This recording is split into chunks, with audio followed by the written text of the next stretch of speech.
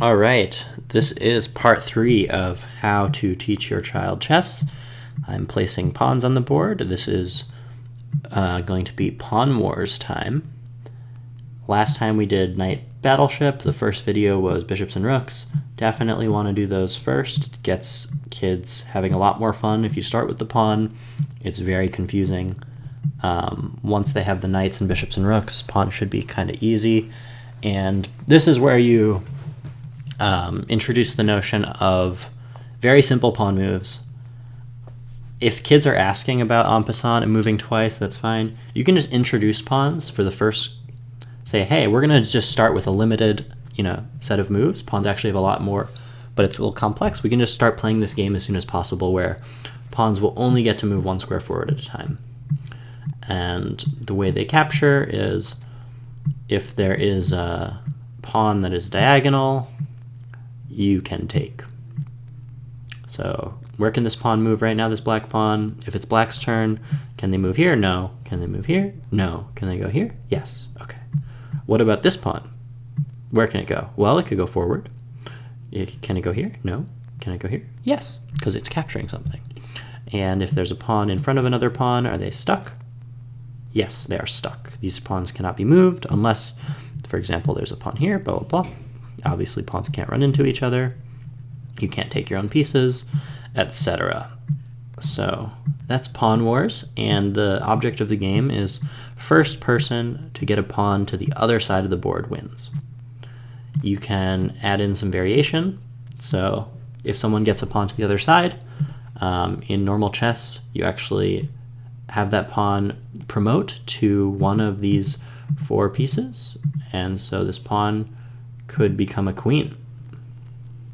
Wow. What is this? So if a pawn goes to the other side and it becomes a queen, then maybe you can say whoever takes all your opponent's pawns first wins. So you want to get a queen so you can take all those pawns.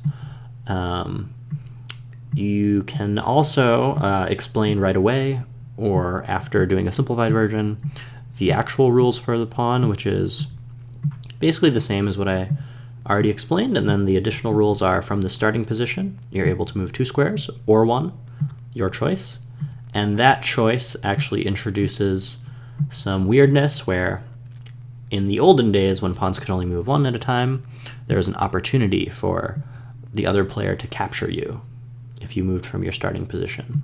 But now if we can go 2, this opportunity to capture the opponent has been lost. And so we're just going to allow that to remain. Otherwise, it messes up the game. And so I'm going to call that en passant, and you capture your opponent's pawn by moving diagonal behind it. Super weird, super confusing. It only happens, this option only remains, I can only take this en passant here, the immediate turn after my opponent does it. Otherwise, the opportunity is gone. And those are the only other extra rules for pawns. Again, whoever makes a pawn to the other side first wins. You can have them promote and fight each other. I mentioned in my other videos, you can, in your classroom, have a tournament. You can have students play each other and say whoever plays the most games gets a prize, whoever has best sportsmanship, whoever wins the most. You can also have, some people like, actually Queen Thomas is who I learned this from, again, an instructor in St. Louis. She had this awesome technique of building the board. So she would start with Pawn Wars and then say whoever gets their pawn to the other side then gets the rooks, I think she would do. Yeah, you get your rooks. And then you just play the same game, whoever gets a pawn to the other side. And if white wins again, which they probably would if, well, who knows. Kids are fun to watch. Then you get the knights. And then you build from the outside in, and your opponent, because you don't want them to stay too far behind, now they'll get their rooks.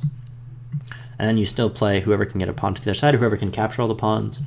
And then suppose white wins again, then they get their bishops, and then black doesn't want to get too far behind. So you can build the board, is what she called it. In this way, you can also play a variation of this game where you have knights and pawns. I personally like this game a lot, and the object here is to get your knight well, any piece to the other side first wins. And so there's like very rapid ways you can move your knight and quickly get to the opponent's back rank. So if I want to get my knight there, I win, or a pawn. So that's Pawn Wars. Great little game. A lot of programs actually do teach this in school and whatnot. This is more well known than the others, so you may have already heard of it. We can just go on to part 4 now.